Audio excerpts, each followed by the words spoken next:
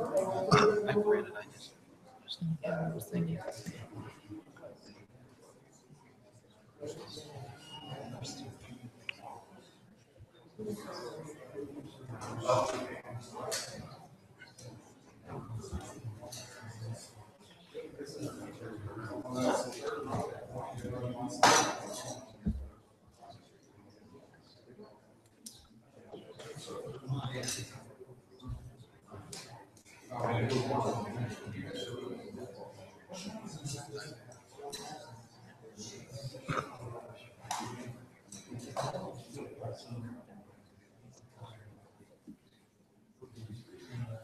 Hey, mister.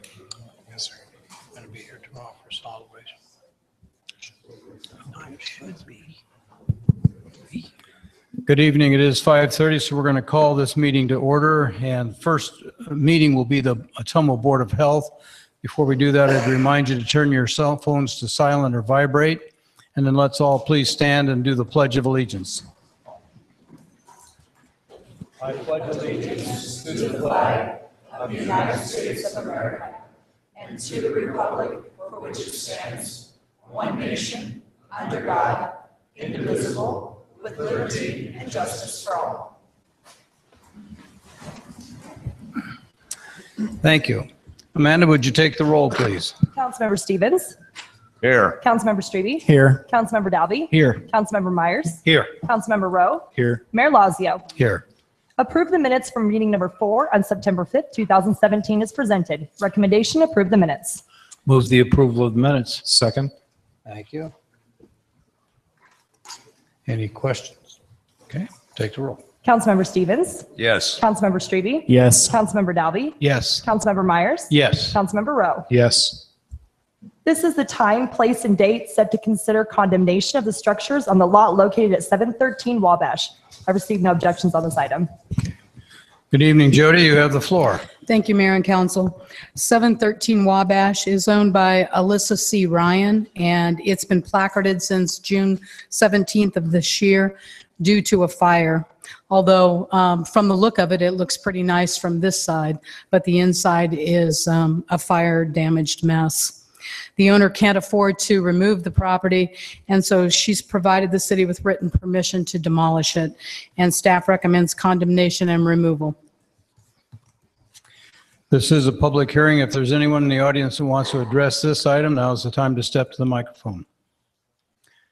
Seeing none, I would entertain a motion to close the public hearing. So moved. Second. Thank you.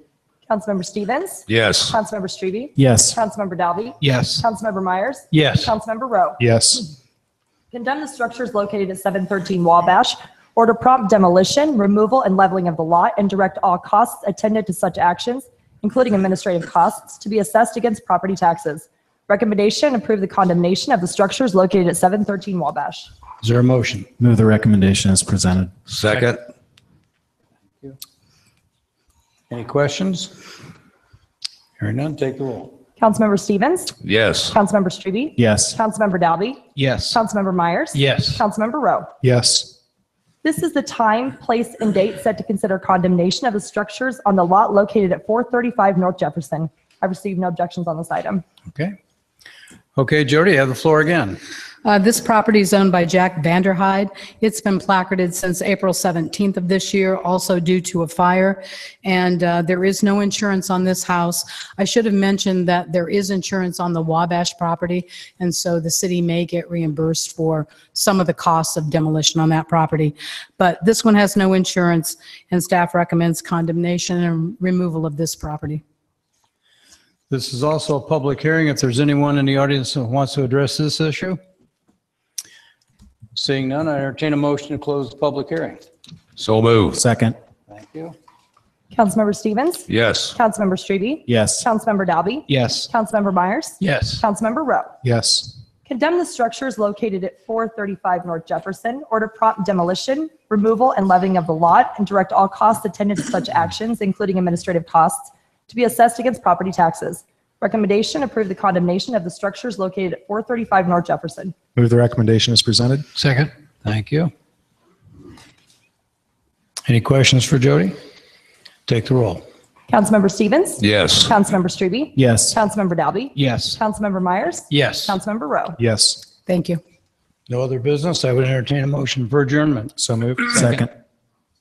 Councilmember Stevens? Yes. Councilmember Strebe? Yes. Councilmember Dalby? Yes. Councilmember Myers? Yes. Councilmember Rowe? Yes. 5:34. Okay, thank you. Now we'll reconvene in the city council regular scheduled meeting. Would you please take the roll again? Councilmember Strebe? Here. Councilmember Dalby? Here. Councilmember Myers? Here. Councilmember Rowe? Here. Councilmember Stevens? Here. Mayor Lazio? Here.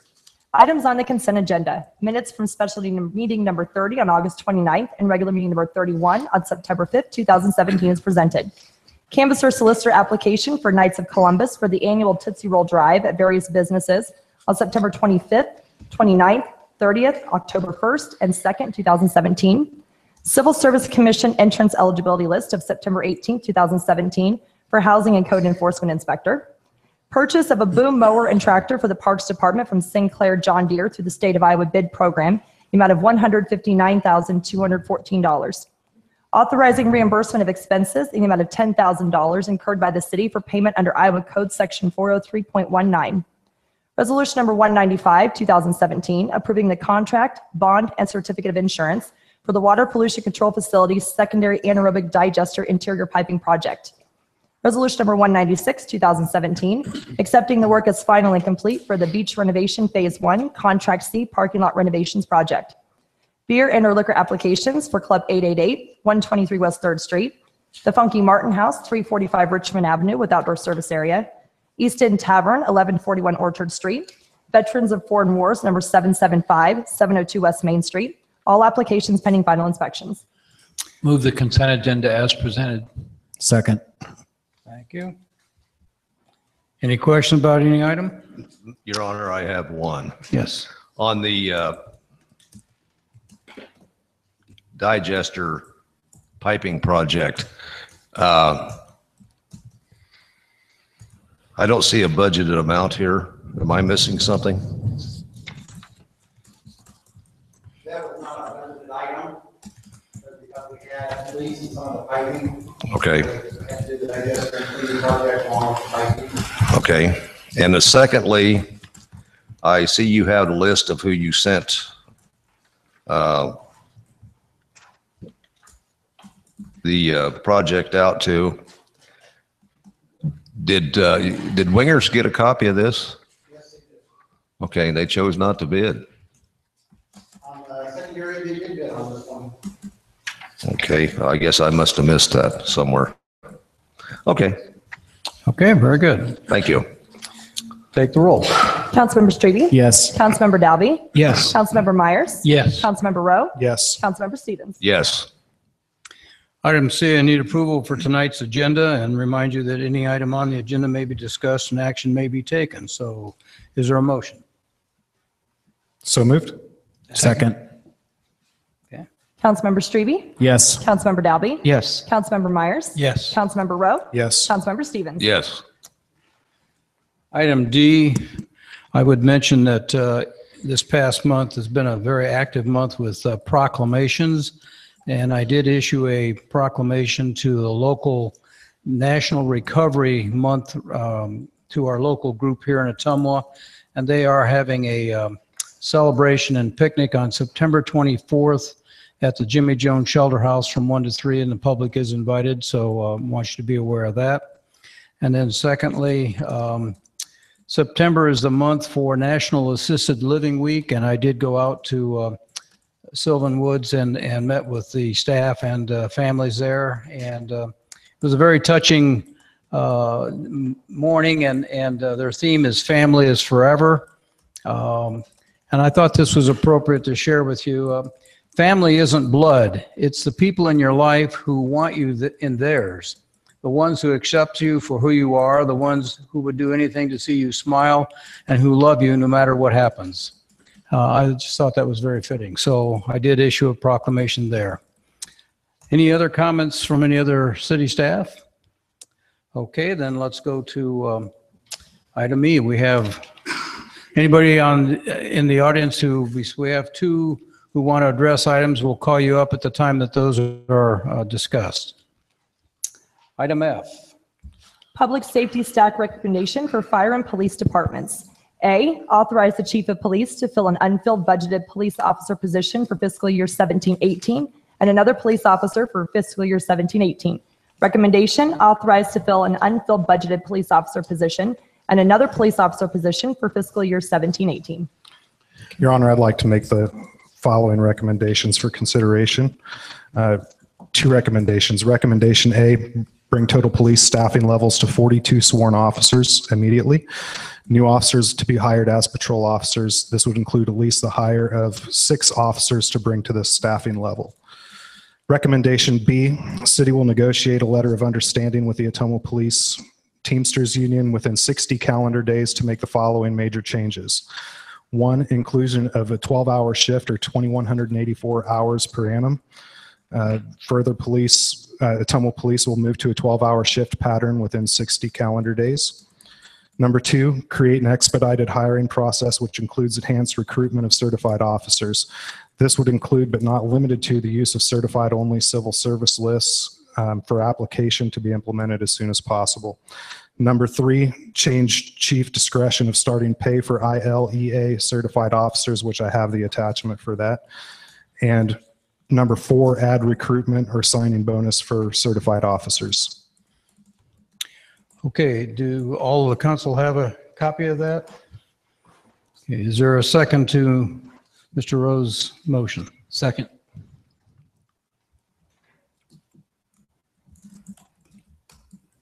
Any questions or any discussion of that item? Yes, Mr. Myers. Yes, well, I understood the recommendation as it appears in our book, and that was to bring the police up to the 39, up to recommendation. And so now all of a sudden we taken upon ourselves, or I guess through some type of negotiation, to go to 42. But I'm kind of curious, and since you brought it up, Mr. Rowe, how does this fit into the budget? And by the way, I agree with the number. I think we need them, but I'm just curious at this point in time, without going through the negotiation process and everything, how do we fit it into the budget? Well, there are 39 sworn officers in there currently. So we're only talking about 3 officers here.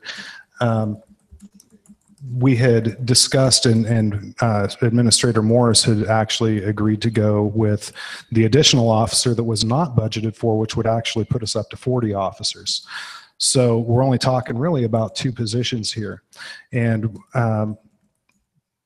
in order to facilitate having a fully staffed fire or police department, I think that this number is what's necessary to have a safe community and a police department that is not having to worry about going to calls alone, having proper staffing levels, especially during busy times. And if we want to look at these 12-hour shifts, this is going to be something that's necessary to accommodate that.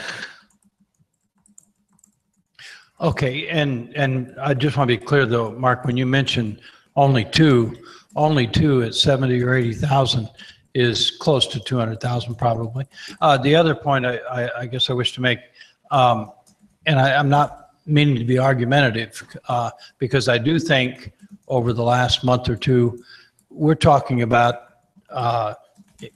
to a certain degree, an emergency part of what's going on here, where we've had officers leaving, being recruited by other departments. And so we are at I understand it's a bit of an emergency type thing.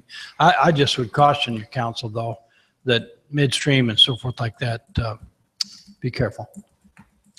I would also like to request any comments from City Administrator Morris. Is there anything you want to add to this? Thank you, Mayor and Council. First of all, let me digest and break this out a little bit for you, what essentially amounts to item F numbers F1A and F1B.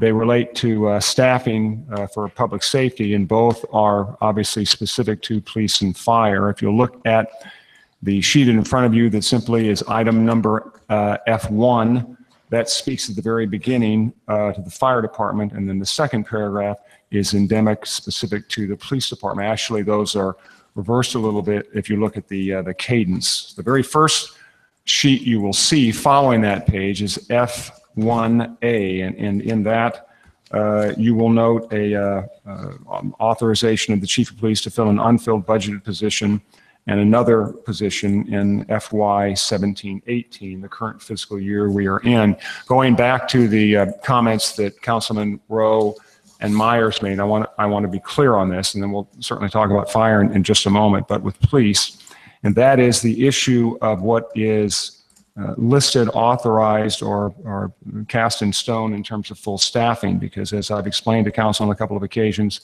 in both police and fire, having full staffing rhetorically is one thing. Being able to recruit and retain those officers is somewhat of a variation, because we're going to have some folks that are going to quit.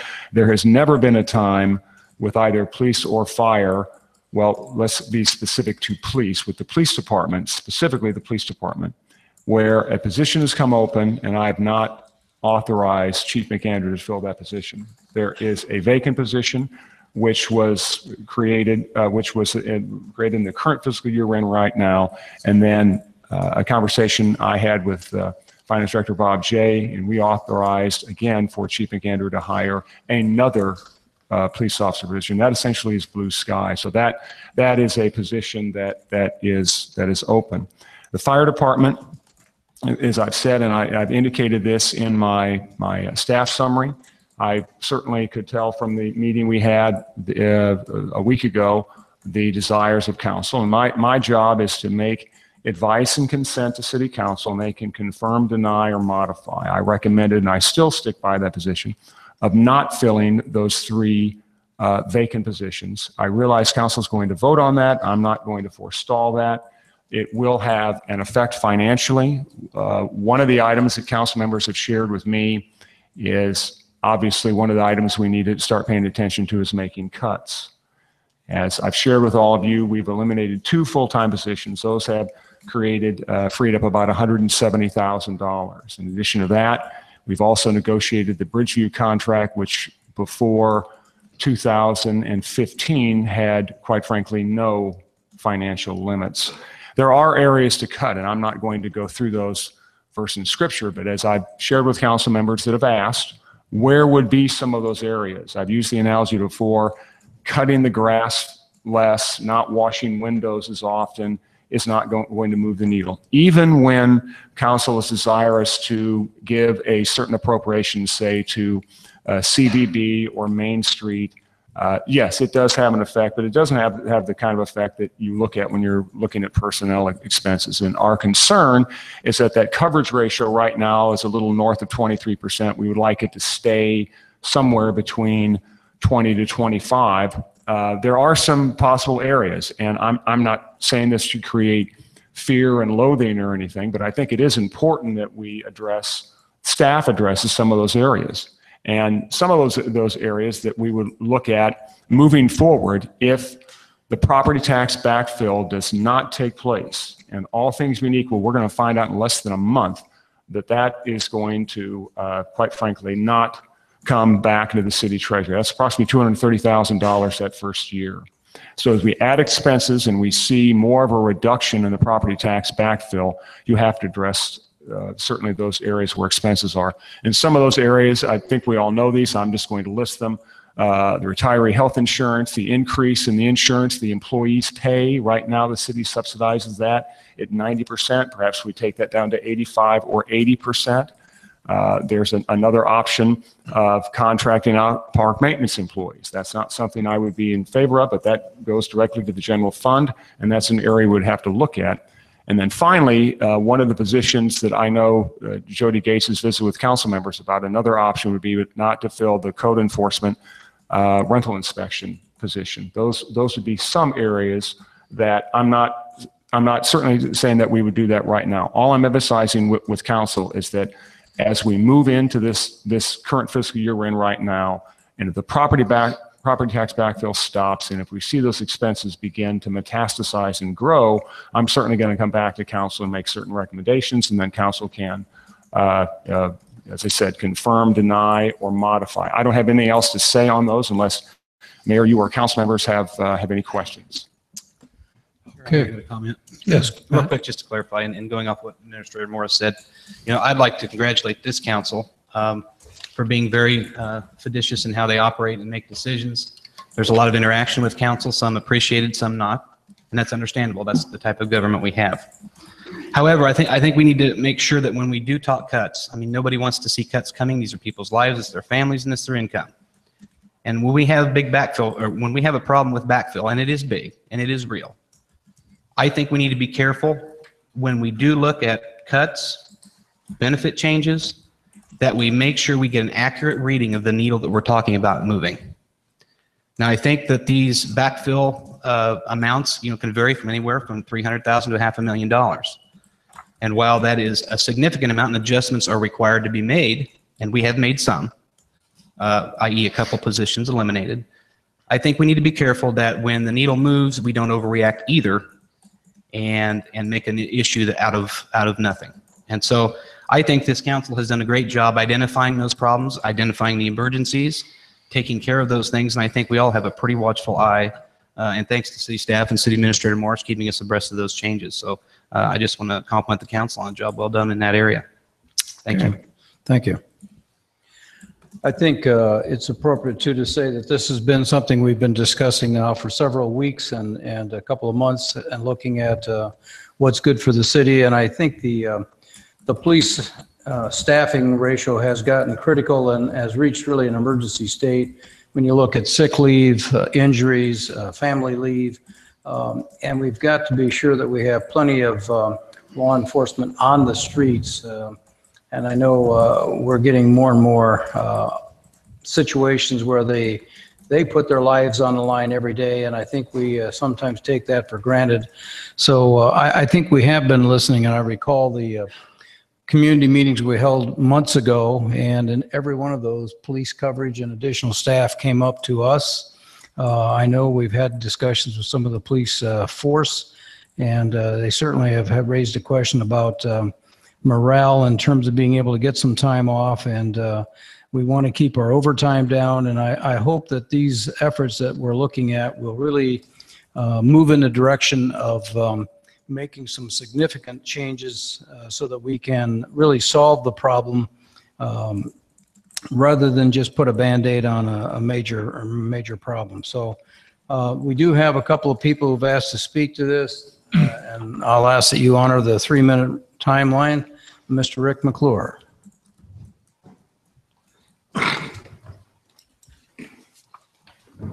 Thank you, Mr. Mayor, Council. We'll keep it short and sweet here tonight. Your number one job and your number one budget item always is public safety. That always needs to come first.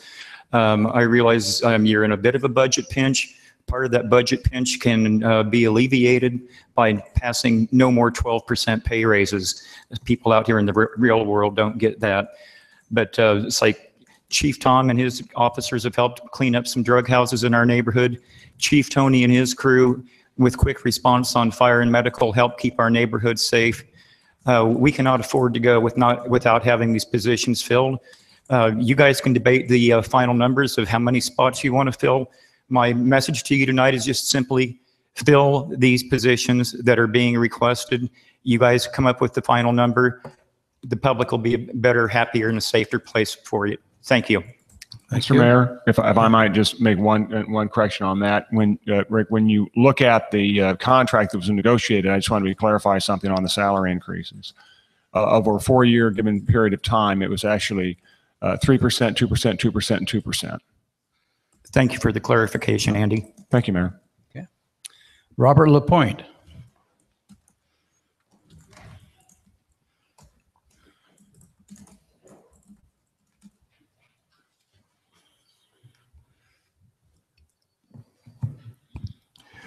Thank you for this opportunity. I'll keep this short. I just want to stand in support for the increases, encourage you to hire these increase in the personnel in the safety department. I would like to, just a second, I'm going off here with my defibrillator. I've been doing some research. It might be time to do some creative financing.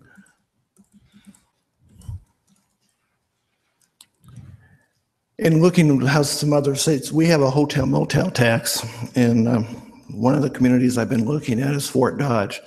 It might be time to look, they devote some of their hotel motel tax to the safety department. I might encourage Andy, City Administrator Andy and Bob J to look at, they devote part of their hotel motel tax to the safety department. It might help deflect some of our police and fire, what we incur. It might help in what we're,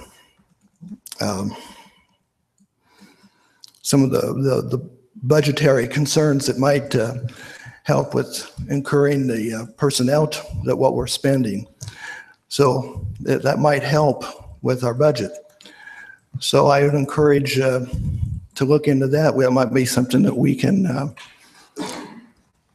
use to finance some of these personnel increases. So again, I would encourage you to further staff our safety department, and then if you look into how we're financing with the hotel motel tax, that might help with our budget.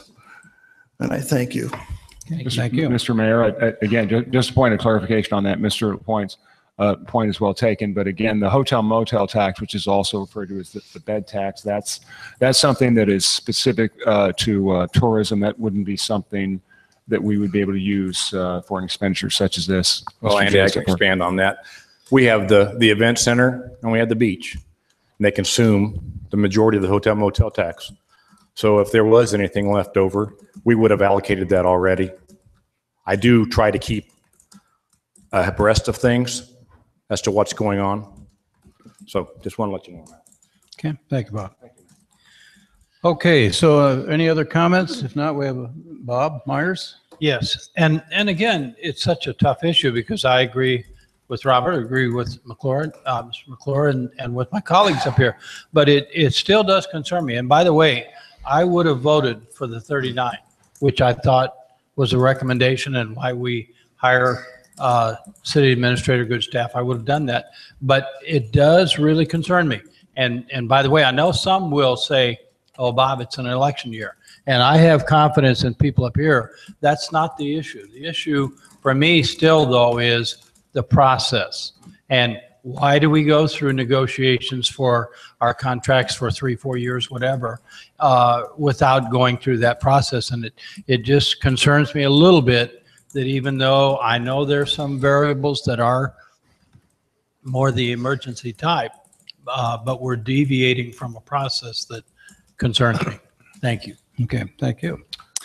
All right, Your Honor. Yes, go ahead. Yep. I know there's always concerns on everything that we do, but the last 2 or 3 months, really getting to the bottom of the problems that the police department has and talking to the fire personnel, we've really been enlightened as to what's going on.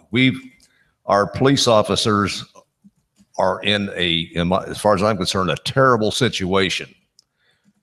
They don't have enough officers to have backup at times. The different things that's going on in our streets in Ottumwa, if the majority of the public knew what was going on, they would be scared to death. And I mean that. I just talked to a gentleman at 4 o'clock today who is with a local utility company. And he told me if they have to work during the night at 11 o'clock, after 11 o'clock at night in the downtown area, they request a police officer stand by, or as much as he possibly can, or they're going to request one. I understood that they have in the past. It's critical, people, and we've got to fix these problems. I don't think we have a choice. If we get into a situation where, like Andy's alluded to, that things get real tight, something happens, we could eliminate one by attrition because there's always people, seems like there's always people leaving. We could eliminate a fire person by attrition because there's always people leaving for greener pastures. I don't want to see that happen. Definitely not. I think we have no choice other than to move forward with what we proposed. Thank you. Okay. I agree with Skip and Councilman Rowe and Councilman Dalby.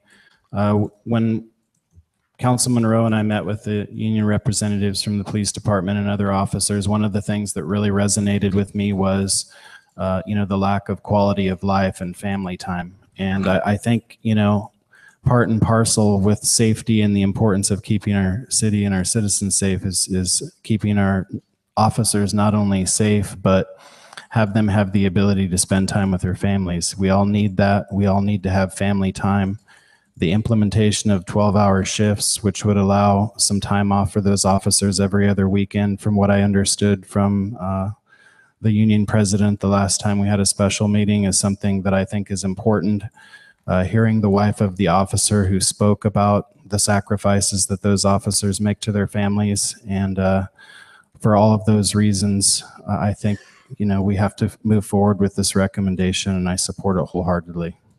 Mr. Mayor, if I would just for a point of clarification, I know that the first dossier that Councilman Rowe read, more specifically, we'll just get to the point about the 12-hour shifts. And I know that that's something that you shared with representatives of the police department union and some of the police department employees. I just want to reiterate, want to make sure I'm clear on this, based on the conversations we had this afternoon, as late as this afternoon, and that is, as it relates to the 12-hour shift, that's something that staff is certainly, we're not going to drag our heels. We're going to migrate to that because, as you know, operating on those 12-hour shifts requires a requisite amount of police officers. And absent those police officers, the problem we have right now with overtime is only going to metastasize and grow. I think it's important that we experiment with that and give that a try, but I just want to be clear on that. I can't snap my fingers, and neither can the chief, and make those 12-hour shifts happen immediately, but it's certainly something that we will work on. If I'm missing something, I would appreciate some feedback from council, but that's certainly the instruction I believe that I've been given. Okay. Is that clear to everybody? All right. I have one more. Can I have one more comment, please? Sure. I didn't aim to slight the fire department when I was talking about this, but likewise on the fire department, that extra person on each crew, they can enter a home a lot quicker than they could without those three people. They can enter a home. That relates to saving a life, maybe in your neighborhood or your home or whatever. But and it ensures better safety for our fire officers. So I think we need that for all public works or public safety personnel. Thanks. Okay, thank you. Okay, we have a motion on the floor, made and seconded, and you have a copy of that motion. I won't read the entire motion. Is there any need to do that? You're comfortable with the way it's been presented? Mr. Rowe typed it up for us.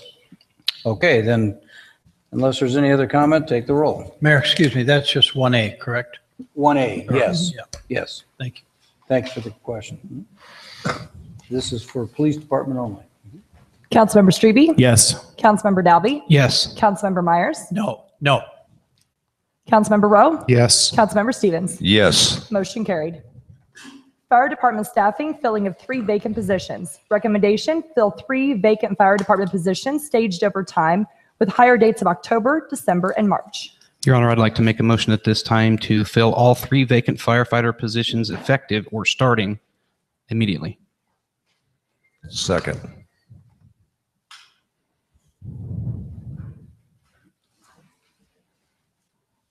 Okay.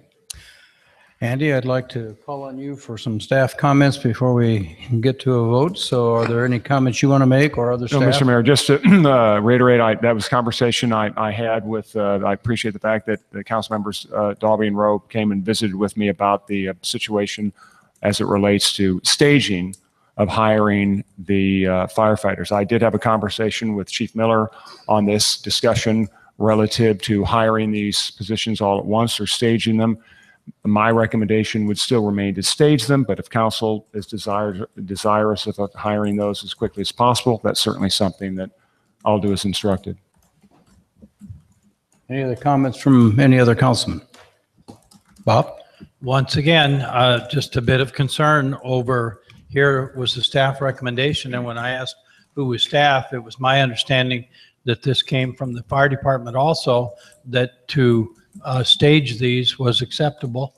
And we've been going for several months without those positions. So to agree to stage them, according to staff recommendation, was okay. But now all of a sudden tonight, we have this motion to, well, let's just do them all at once. And yet I understand the rationale that City Administrator Morris is using on asking us to stage. So that's it. Your Honor, can I follow up on that? Or we have a Sure. And then we'll call on Chief Miller. Okay, just a quick comment, not to respond to Councilmember Myers, but to put this out there and give some reasoning and backing of why I made that motion to do that immediately. Number one, we haven't filled positions in the fire department, a couple positions in the fire department for some time now. And during that time, we have accumulated some of that salary there too, so that will offset some of that. But I think it's important to remember, this is how government works. Staff makes recommendations. We can accept, modify, or decline those, or we can change them. That's just the way our government works. And while it is not probably best practice to step outside the lines, because our staff knows what they're doing, they're professional, they're excellent, there are times when we feel there's another avenue that is probably equal to or better than the other recommendation, and we do that. And this isn't to negate any of those wonderful employees we have on the staff, but this is exactly how our government is intended to work. But some of the reasons why I made that motion was, number one, if you look at any of our sister cities in the area that are comparable by population, you'll note that we are, even with the addition of 3 firefighters, if you use that one metric and that one metric only, and that's not how you fully evaluate it, we're still understaffed. Number two, we've had a fully staffed fire department who's worked their tails off to get an ISO rating to a 3. And what that translates to our citizens is they save money on their insurance rates on every single one, including commercial businesses. If that tends to go in the other direction, it may be incremental. It may increase only subtly, or it may not at all. But if it does, that's an extra cost I'm not willing to stake my claim on somebody's income. And finally, hopefully there are some other avenues. I think Robert LaPointe spoke to at least thinking outside the box a little bit. I think there are ways where our public safety can possibly, within their own realm of operation, generate their own revenue to some extent and help offset some of these costs. I don't think we've fully explored those avenues yet, and I would like to. And if we did some of those things, that would require additional staff. And finally, like Councilmember Stevens just said here a little bit ago, we can never fully count on all of our employees being here. They're going to get picked off. They're going to go where their families want them. They're going to go where the money's better. And we know we can't compete financially with a salary. That would not be a responsible thing to do. That would put you, the taxpayer, at risk.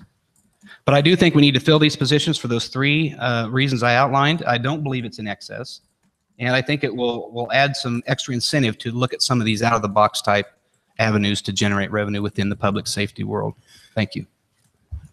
I think it's appropriate, since you opened the door, so to speak, that we might want to have some discussion with the fire union about other things they could do to help the city.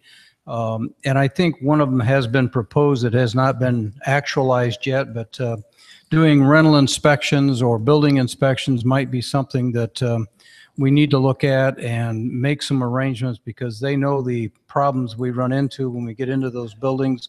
I just think that there are other ways that they can also contribute to the load of the city, because we're asking all of our staff to do more with less people. Right. Okay. Okay, we have a motion on the floor and seconded. Can I ask a quick question?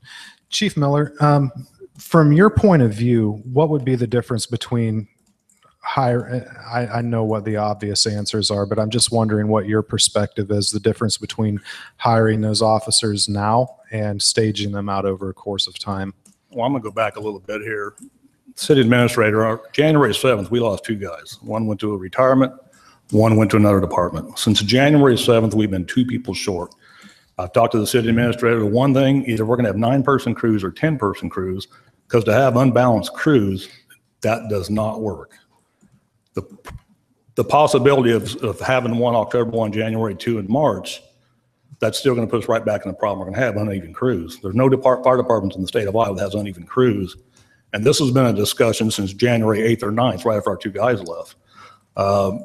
Concerning the health department, we did a lot of work for the health department. We burned a lot of houses down for them for training fires. We're going to do one in 2 weeks, and then we got 2 more already scheduled. The difference in hiring people right now and spreading it out is we're going to be back into the exact same problem. Which crew do I pick? I'm going to put the extra person on. Which crew am I going to put the other person on in January? January, we're going to have another retirement. One of our assistant chiefs is going to retire, so we're going to be down 4 positions. My recommendation is if we're going to hire them, and this is nothing new.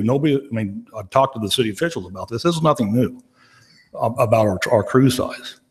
We've got, you guys have asked for information. The city administrator's asked for information. I've gave you all the information I can possibly dig up on where we are with our comparable cities, because that's what we always hear is where do you rank with your comparable cities?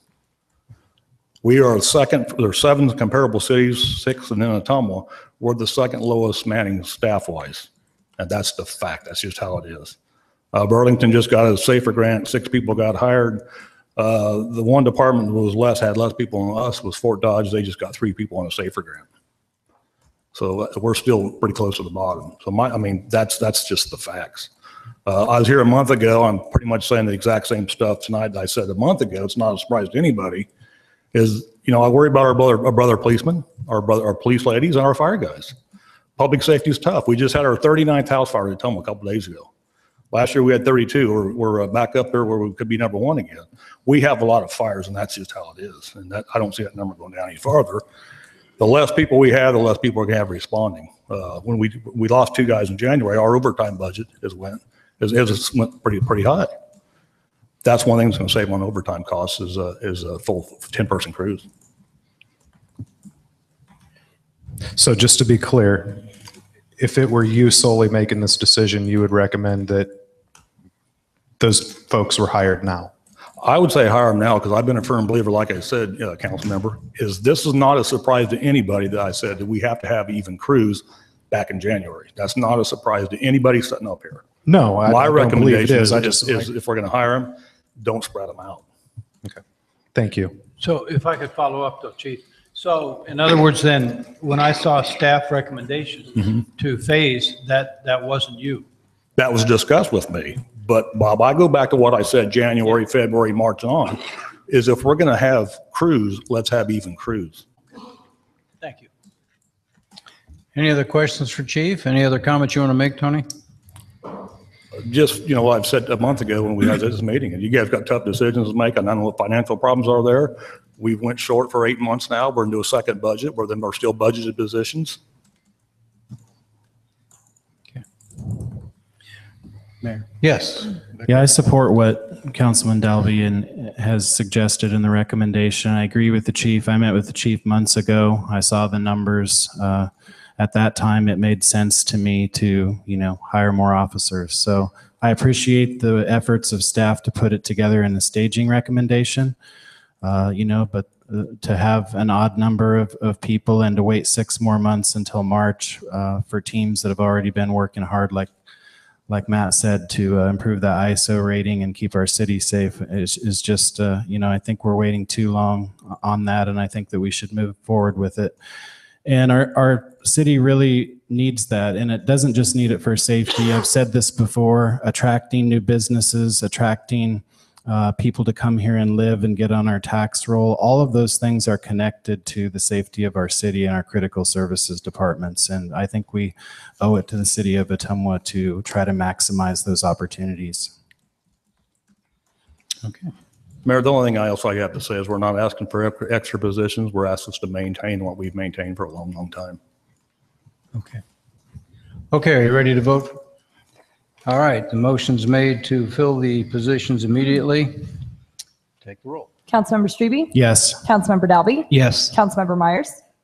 Well, I could vote no, but I like the answers the chief gave, and I understand we're talking about the same number. We're just not talking about phasing. I vote yes. Councilmember Rowe? Yes. Councilmember Stevens? Yes. Okay, thank you. Reject all bids for the water service abandonment project at 12 properties in Atumwa. Recommendation, reject all bids and rebid the project at a later time. Move the recommendation as presented. Second.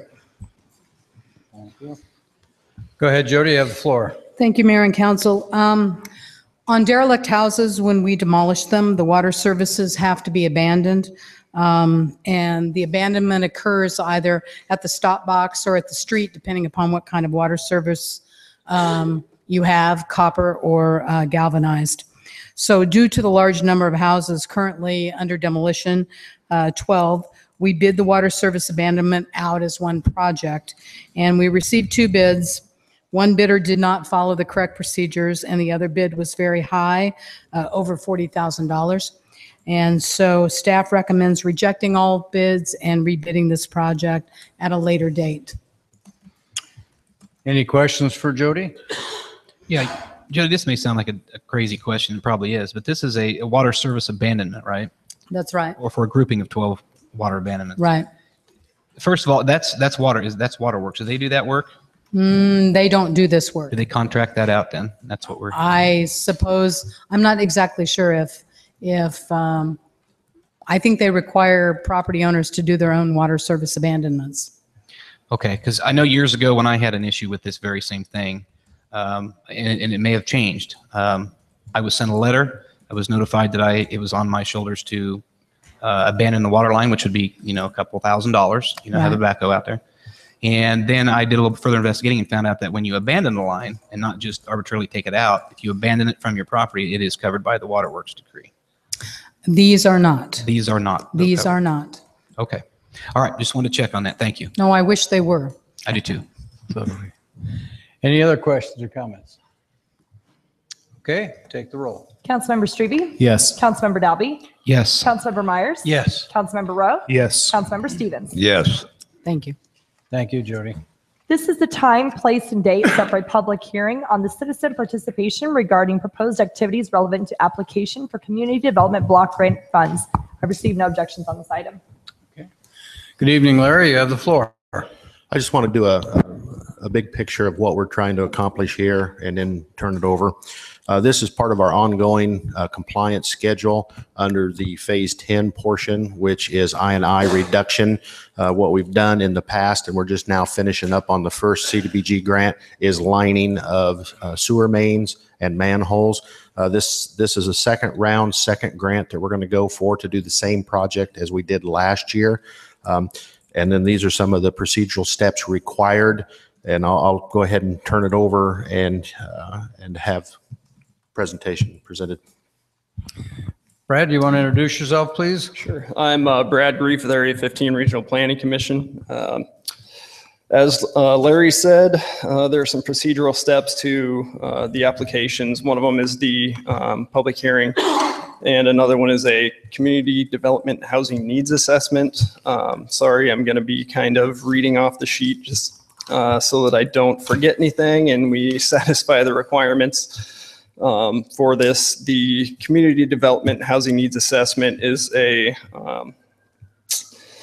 it's a thing that we have to do for the grant, and it's let's see, it's okay to use one that's adopted in the current calendar year, the 2 previous calendar years to be considered current. We did one back in 2014 for the last, I think that was used for 4 CDBG awards or applications and awards that we got.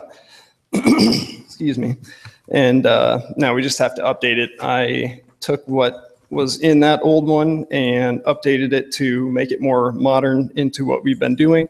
And we'll give you the opportunity to comment at the end. So basically, there's 7 things that I need to discuss. Basically to tell you what the project is, how it came about, and the LMI benefits and whatnot. So I'm just going to start reading. So the need for the project was identified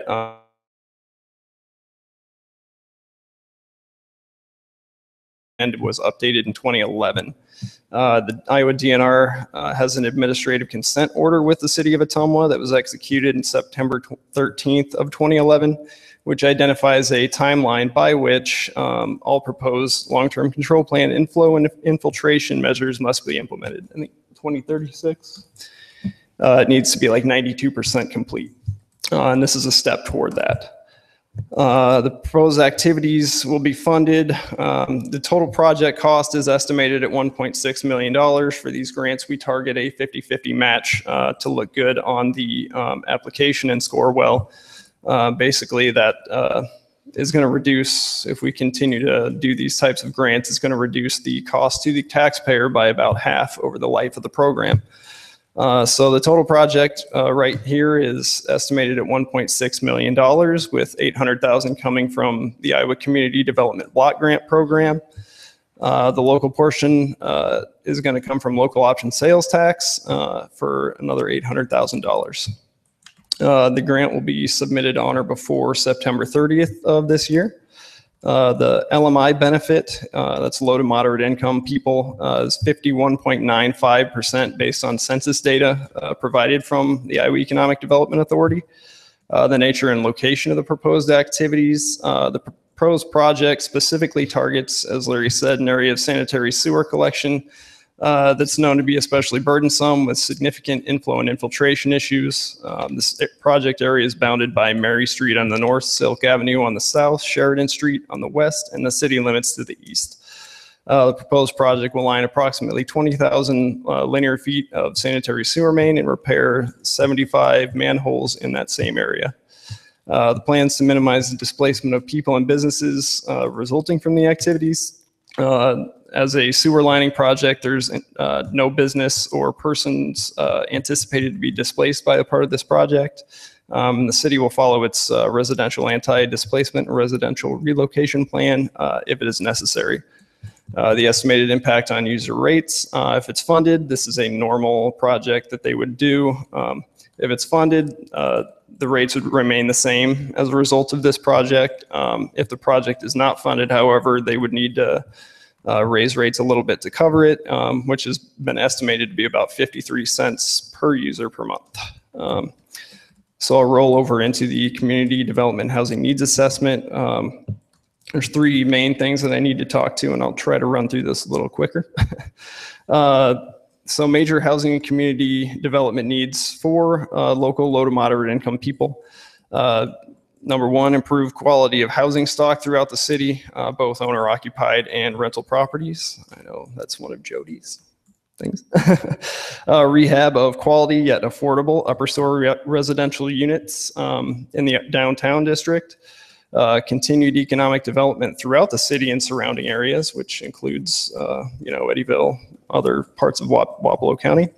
For the water system, maintain adequate water pressure during all periods of flow, replace water distribution mains as necessary, maintain or improve quality of drinking water, and continue to support the needs of the Ottumwa Water Works. For the sewer system, we had provide improvements to the wastewater pollution control facility, seek to eliminate the combined sewer overflows into the Des Moines River due to the restricted capacity of these antiquated sewers.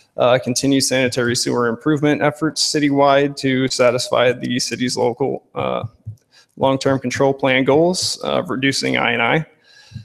Continue for stormwater, continue that separation effort in the LTCP, reducing peak flow rate of stormwater by disconnecting sources of stormwater from private property into the sanitary system, and encourage localized infiltration.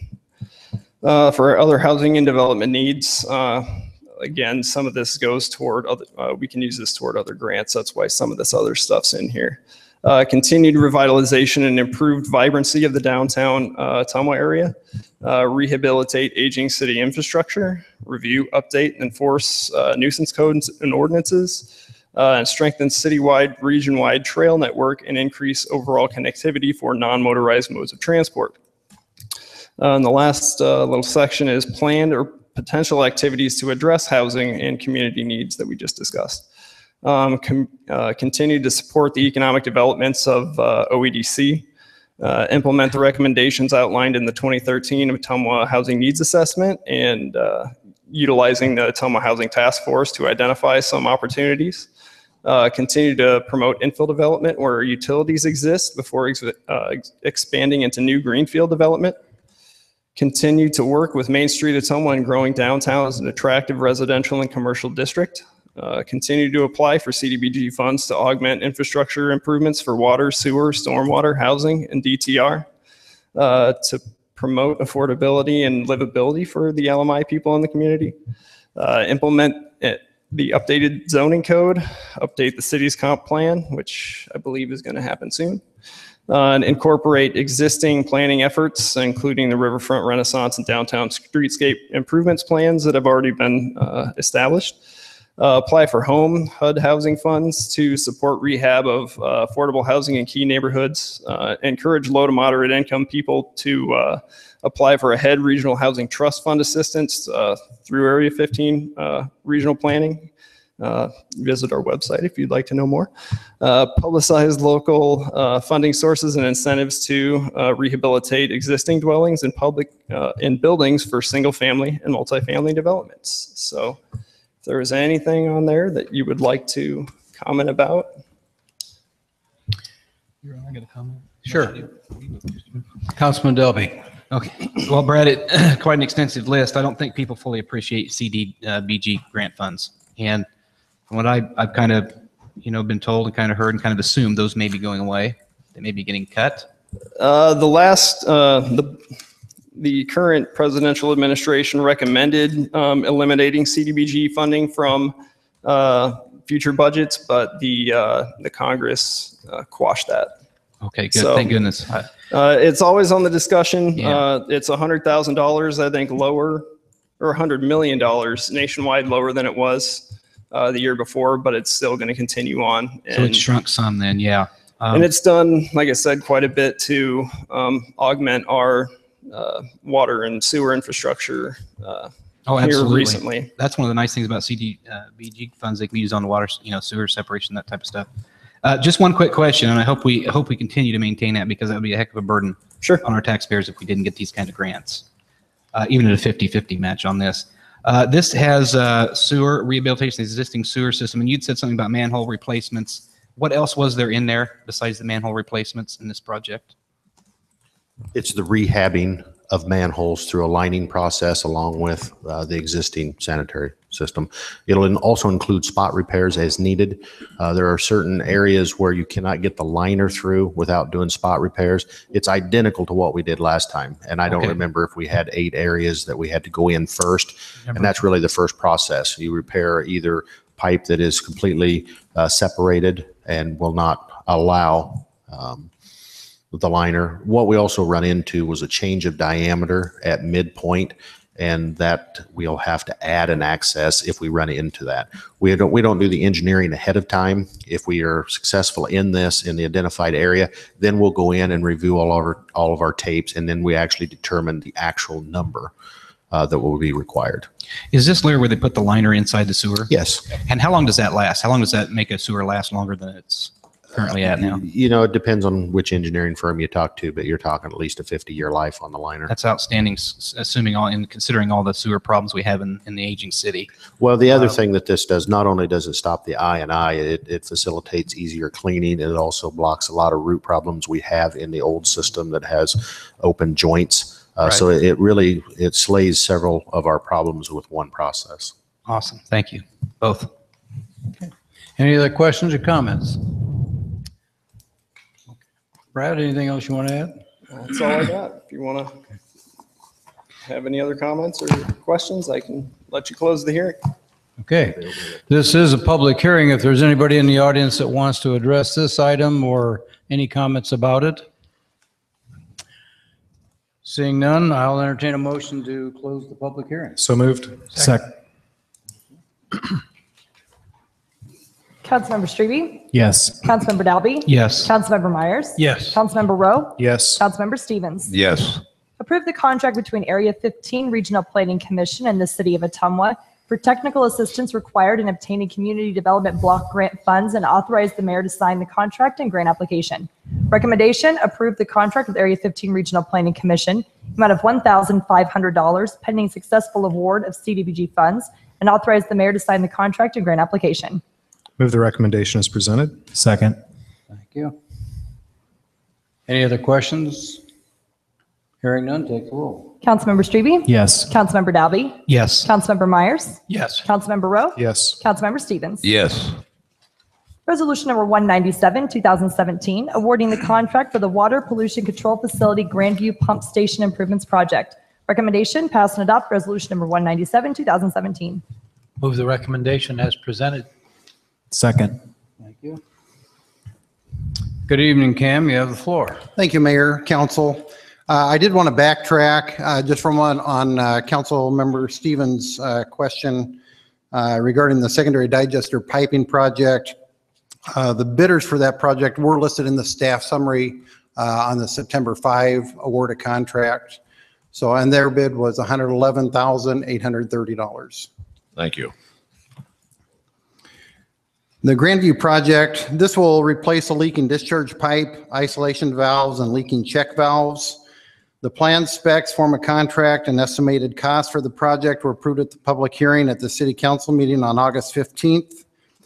This project was advertised in the Ottumwa Courier, Master Builders of Iowa Plan Room in Des Moines, Construction Update Plan Rooms in Waterloo and Cedar Rapids, and Dubuque Builders Exchange in Dubuque. Only 2 contractors attended the pre-bid meeting on Tuesday, August 22nd. The loan bid was open at 2 p.m. on September 12th. That bid was from WRH Inc. in the amount of $156,800, which includes $9,000 for a 16-inch gate valve with box, which is an alternate bid item. We recommend awarding the contract to WRH Inc. of South Amana, Iowa for the $156,800 bid price. If the gate valve is in good shape, we will not have it replaced, which will save $9,000 from the total bid price, bringing the total down to $147,800. Any questions for Cam? One of those things we have to do. Okay. No questions, take the roll. Councilmember Strebe? Yes. Councilmember Dalby? Yes. Councilmember Myers? Yes. Councilmember Rowe? Yes. Councilmember Stevens? Yes. Thank you. I think before you step down, Cam, we should recognize the fact that we just learned that Cam Reeves will be receiving the Outstanding Alumni of the Year Award from Wayne State University on October 7th. And I think that's a great tribute to him. And we appreciate the fact that you're going to be able to accept that. And I think, again, a nice recognition for a job well done. Thank you very much. You bet.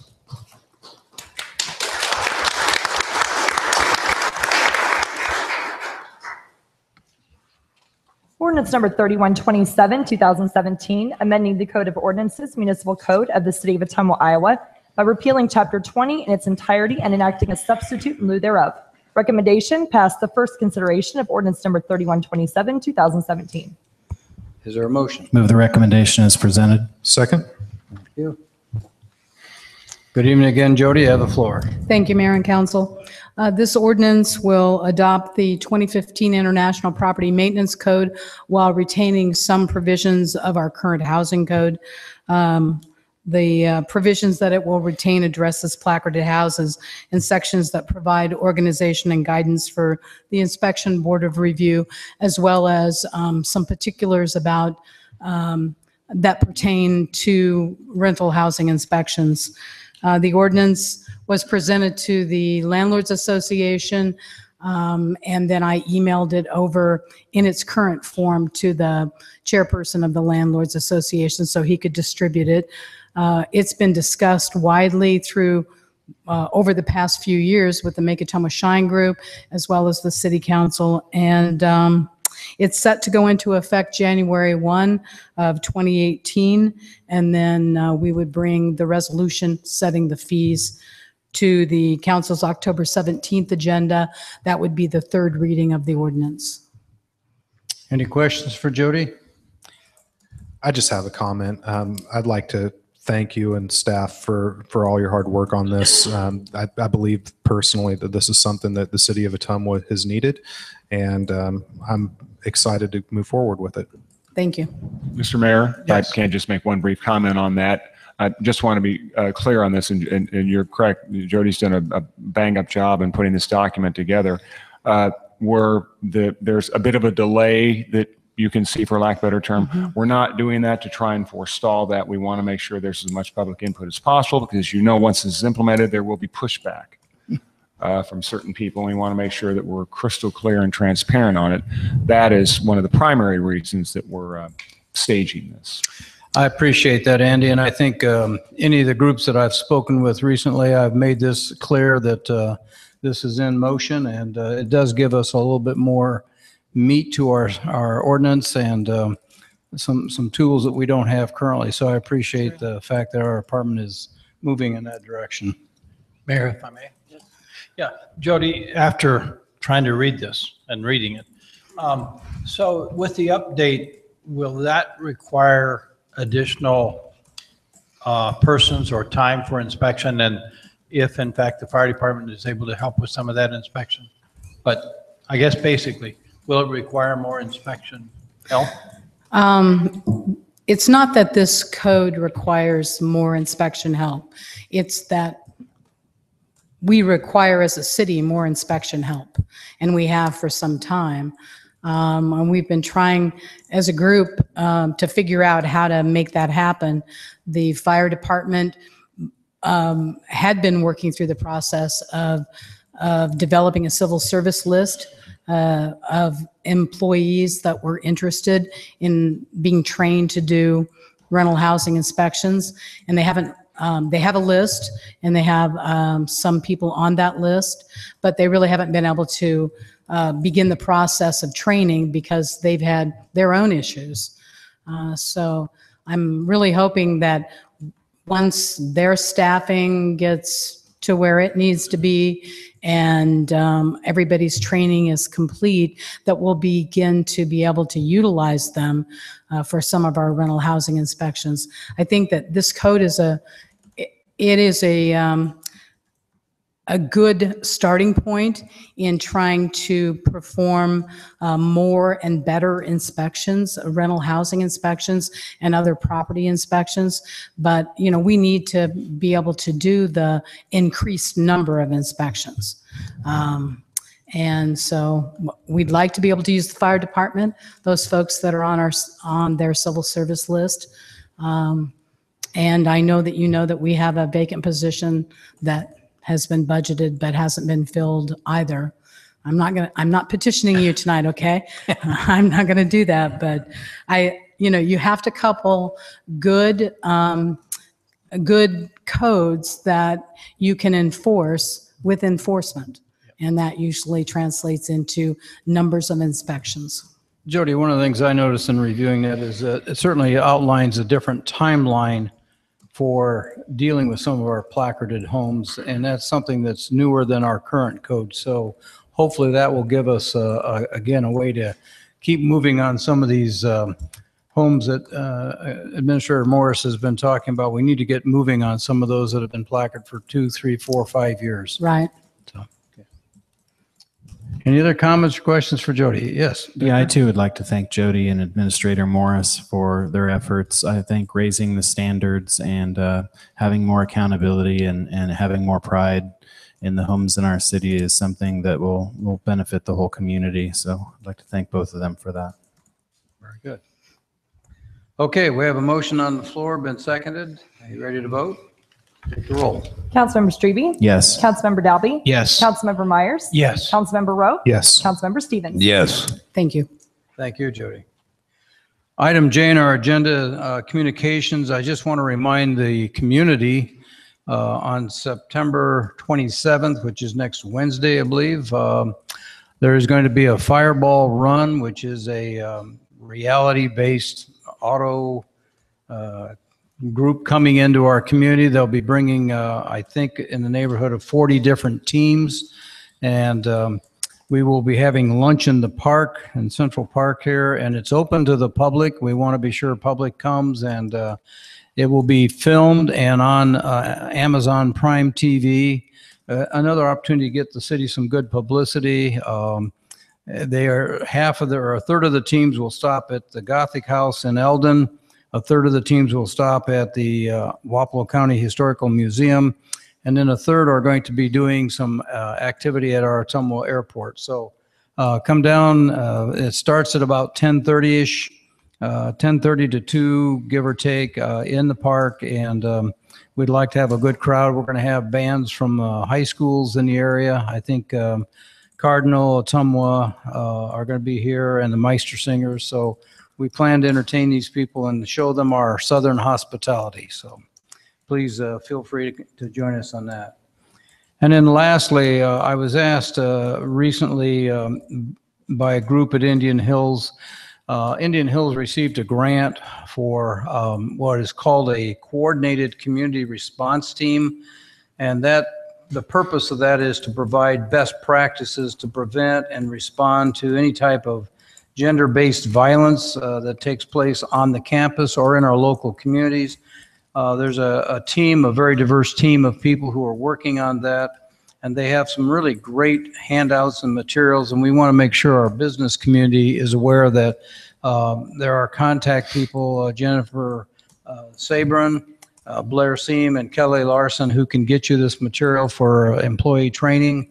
And again, we just want to be sure that we keep our communities safe and healthy. And I think Indian Hills needs to be congratulated on getting this grant and doing the work they're doing. So I want to make you aware of that.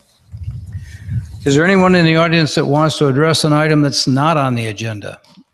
This is your chance to bring up something. Yes, please stand and give us your name. And Mr. Mayor, I'm John Thomas. I'm with the Teamsters. I just wanted to follow up to the conversation. I wasn't sure what was going to happen tonight with the council action. On behalf of the police department and the fire department, I think feels the same way. We just really appreciate the openness and the ears that we've gotten from the city council and the administrators and the staff. People have been great communicators. I wanted to clarify one piece because I thought it would have been easy to misperceive. We're not renegotiating the contract. There's no pay raises for current employees. This isn't a bigger tax burden to the taxpayers for the personnel that you already have. And just a little peace of mind, because I know that number 42, which was a surprise to me, and I appreciate it greatly, and I'm sure the officers will too. I would be shocked if you ever are able to actually ascertain that number. So while you may have to budget for it, the reality of it is I think you'll consistently find yourself hovering 39, 40, 38. But I just wanted to add a couple points of clarification and thank the council and the city staff for their time and their ears. thank you. Any other public comments? Any comments from council? Hearing none, I entertain a motion for adjourn. So moved. Second. Councilmember Strebe? Yes. Councilmember Dalby? Yes. Councilmember Myers? Yes. Councilmember Rowe? Yes. Councilmember Stevens? Yes. 6:41. Wednesday the 27th.